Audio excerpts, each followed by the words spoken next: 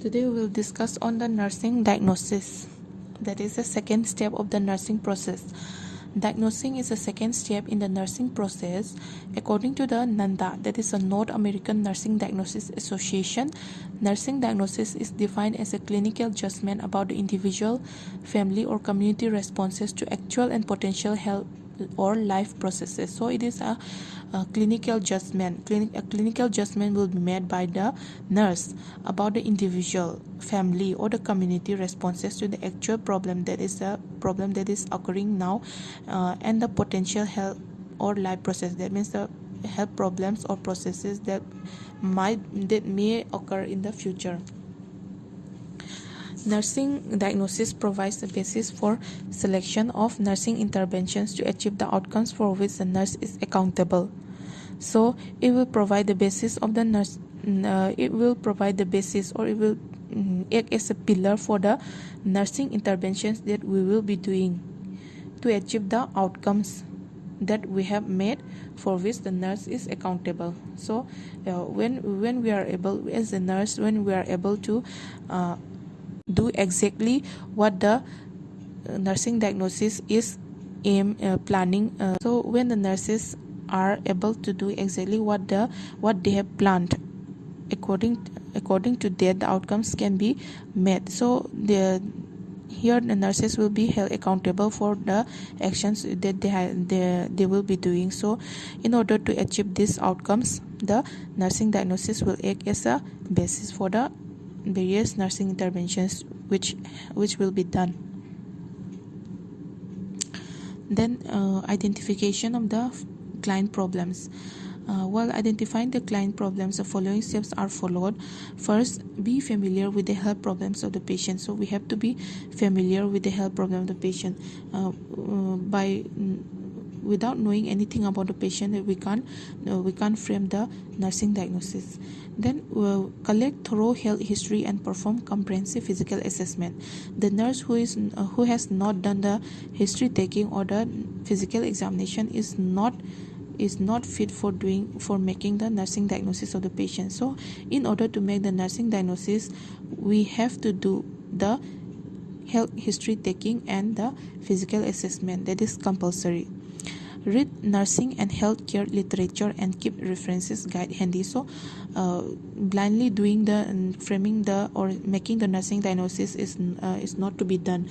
We have to read the books, and we have to refer the guides in order to do the nursing diagnosis.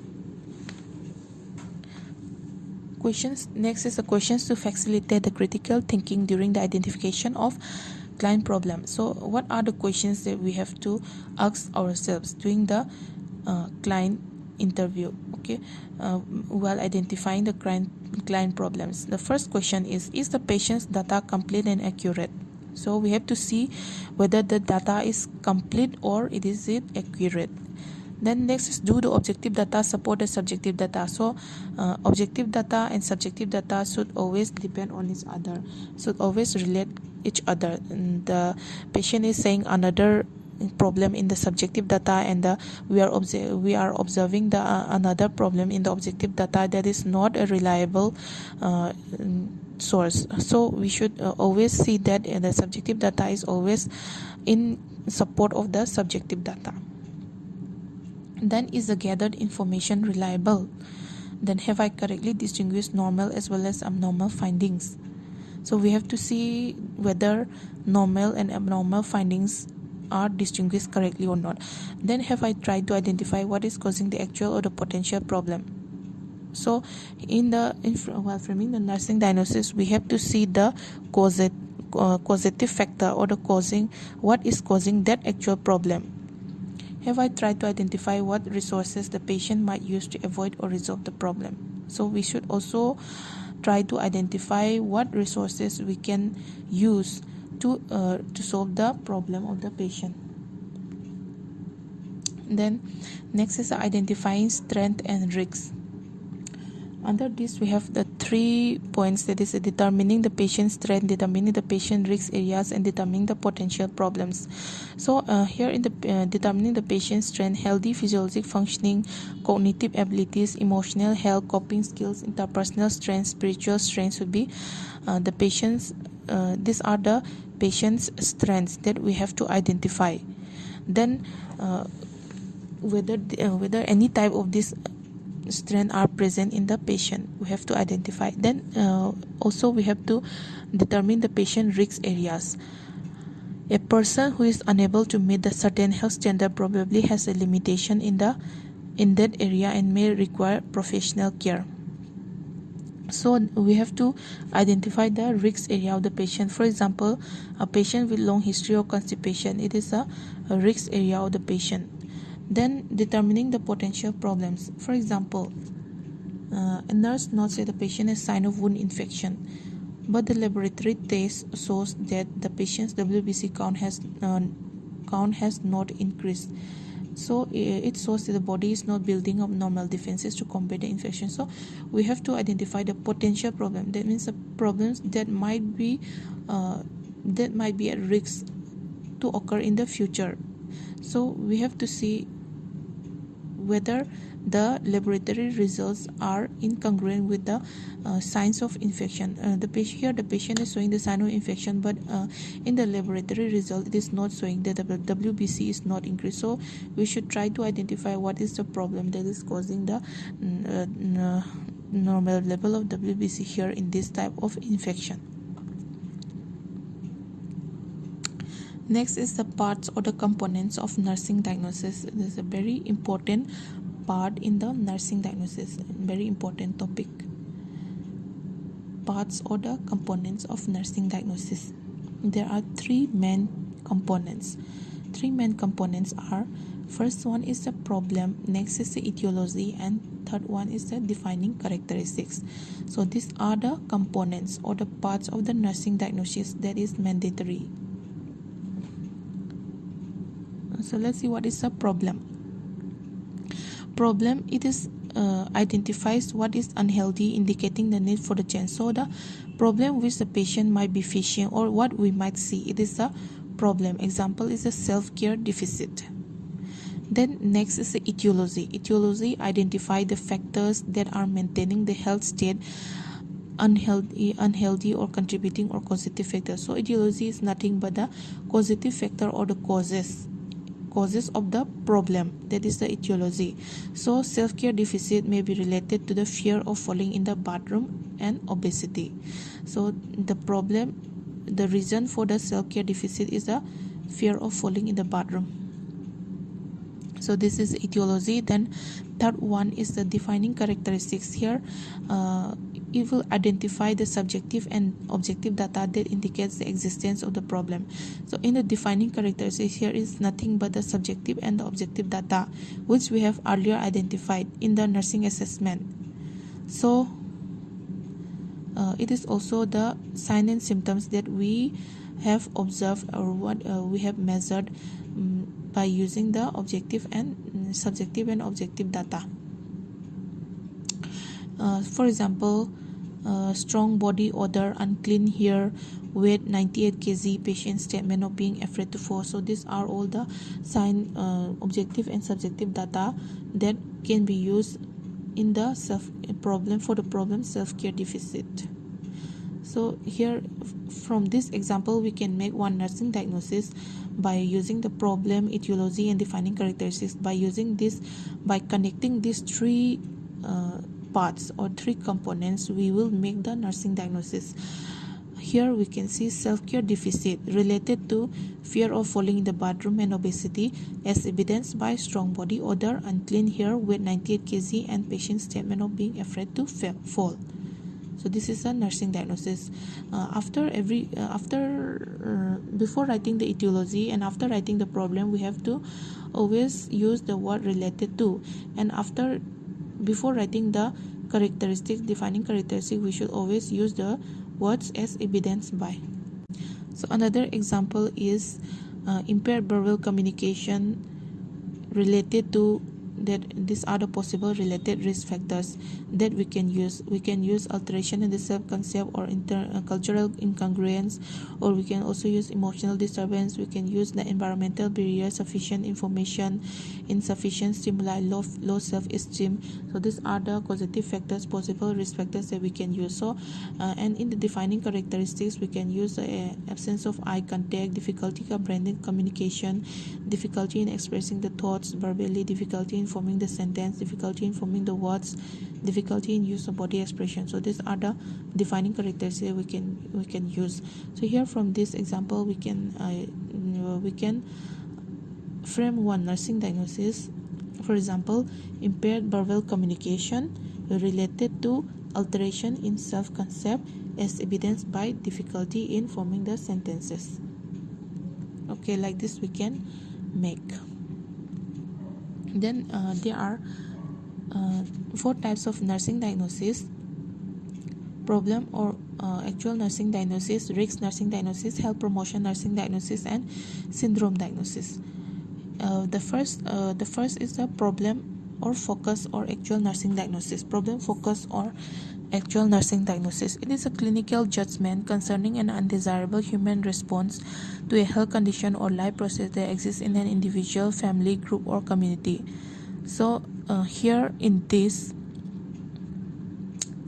it will be related concern with the undesirable human response to a health condition or life process. So here one problem will be identified. Then after that we have to do the frame the nursing diagnosis. For example, vomiting, diarrhea, excessive diaphoresis indicates deficient fluid volume related to abnormal fluid loss as evidenced by diarrhea, vomiting. So here the patient is complaining of vomiting, diarrhea, and excessive diaphoresis. Here we can frame the nursing diagnosis as deficient fluid volume related to abnormal fluid loss as evidenced by diarrhea, vomiting. The next is a risk nursing diagnosis. Clinical judgment concerning the vulnerability of an individual, family, group, or community for developing an undesirable human response to health conditions. So this is concerning the vulnerability. So that means the person has a risk of developing the particular problem. The patient has not been it has not been identified as a current health status, but current health problem, but it will be at risk of occurring in the near future. So example, if diarrhea persists, then the patient might be at risk of skin breakdown. So we can write risk for impaired skin integrity that we can use. We can frame like this: risk for impaired skin integrity related to deficient fluid volume. Like this we can do. Then next is a health promotion nursing diagnosis. It is a clinical judgment concerning the desire and motivation to increase the well-being and to actualize human health potential. So here in this, health promotion means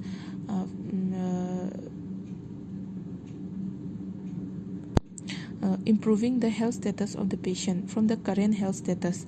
That means it will concern about the desire and motivation to increase the well-being. It's also written here. Then example of this is a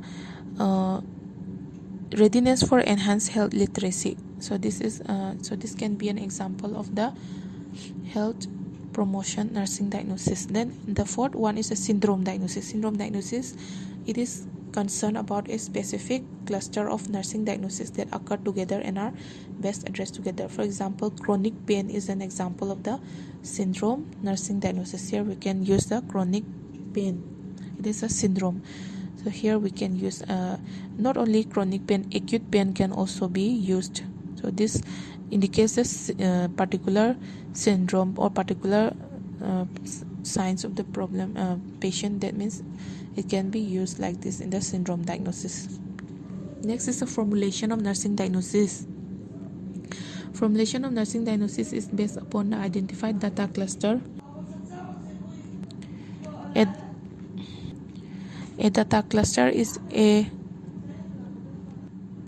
A data cluster is a grouping of patient data that focus to the existence of a health problem. That means the formulation of nursing diagnosis is totally based on the data cluster. So first we have to identify the data. First we will see the data cluster before forming the nursing diagnosis. For example, we have also discussed earlier that patient is having the vomiting and diarrhea, and the patient has specific complaints. So these are the datas, or these are the data cluster, group of datas that the patient is having, group of problem that the patient is having. So these are the data cluster. Example, diagnosing a woman recovering from gallbladder removal surgery with ineffective in the example we can see here, I lost about 10 to 12 kgs weight over the last 6 months. Height is 5 feet 6 inches. Weight is 48 kg. 33-year-old lactating mother returned to office for the first time since delivery of twins 7 months ago. So this is the data cluster. From this data cluster we can identify the problem, then we can make the nursing diagnosis. Like for example, imbalanced nutrition less than the body requirements related to stress of job or role conflicts and demands as evidenced by loss of weight. So here like this, from the by looking at the data cluster we can frame the nursing diagnosis. Second example is a teacher notices frequent bruises on the 4th grade girl who is repeatedly observed alone during recess period and withdrawn from the classroom. So these are the data cluster. Here in the data cluster, from this data cluster we can identify that the child is at risk for other directed violence or child abuse as evidenced by increased family conflict. Here like this. Then another example is Alisa lost her partner in car accident 6 months ago. No desire to be with friends, lives alone, changes in the physical appearance and poor hygiene. So from this we can frame like situational low self-esteem related to loss of partner as evidenced by changes in physical appearance, poor hygiene.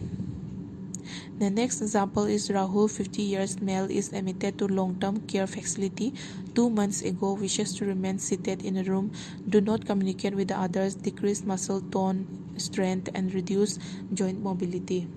Here we can make the nursing diagnosis like impaired physical mobility related to difficult transition to long-term care facility. So this is how we can do the nursing diagnosis by looking at the different data clusters. The next is a guideline for writing the nursing diagnosis. There are different guidelines. Some of these are the phrase the nursing diagnosis as patient problem or alteration in health state rather than a patient need. So we should always focus on the patient problem. Then check to make sure that the patient problem precedes the etiology and that the two are linked by the phrase related to. So here we will see that there is a causative. If there is a problem, then there should be a causative factor. So the causative factor of that problem should always be before writing the causative factor we should always write the word related to. Then consider when at-risk population when included in the nursing diagnosis should follow the etiology and be linked by the phrase as manifested by or as evidenced by. So before writing the third part, that is the defining characteristics, or before writing the subjective and objective data or signs and symptoms, we will always use the phrase as manifested by or as evidenced by. Then we should write in legibly advisable terms. Then we should use a non-judgmental language. We should be sure that the problem state indicates what is unhealthy about the patient or what the patient wants to change. So these are the guidelines for writing the nursing diagnosis. Then let's see what is the difference between the nursing diagnosis and medical diagnosis. So we all know that the medical diagnosis, it is a traumatic or disease condition or syndrome validated by the medical diagnostic studies. But here in the nursing diagnosis, it is a clinical judgment about the individual, family or community response to actual or potential health problems or life processes. medical diagnosis will focus on correcting or preventing the pathology of the specific organs or body systems. In the nursing diagnosis, it will focus on monitoring the patient responses to the actual and potential health problems. Example, in the medical diagnosis, 22-year-old woman verbally states that whenever I have to urinate, it burns terribly. I feel so like I have to go all the time real bad. Small frequent voidings are there. Then cloudy urine temperature is 101 degree Fahrenheit. So here, by looking at this diagnosis, we can say that the medical diagnosis of the patient is cystitis. But in the nursing diagnosis, we'll see another data cluster. 56-year-old mother of 5 children, 5 feet 3 inches, 79 kg, verbalizes that whenever I sneeze lately, I dribble urine. This is embarrassing. So by looking at this data cluster, we can frame the nursing diagnosis as stress urinary incontinence related to degenerative changes in the pelvic muscles and structural support as evidenced by obesity, advanced age. So after doing this nursing diagnosis, the nursing responses that we can do are, we can do a Kegel exercise to increase the muscle tone, explore the patient's willingness to pursue the weight reduction and exercise program, evaluate the need for bladder training program. Then in the medical diagnosis also, here in the patient suffering from cystitis, the treatment which can be done are report the signs and symptoms, physician obtain urine culture, report the results, then administer the antibiotics. So these are the nursing responses that we can do in case of the cystitis. So these are all about the nursing diagnosis. That is the second step of the nursing process.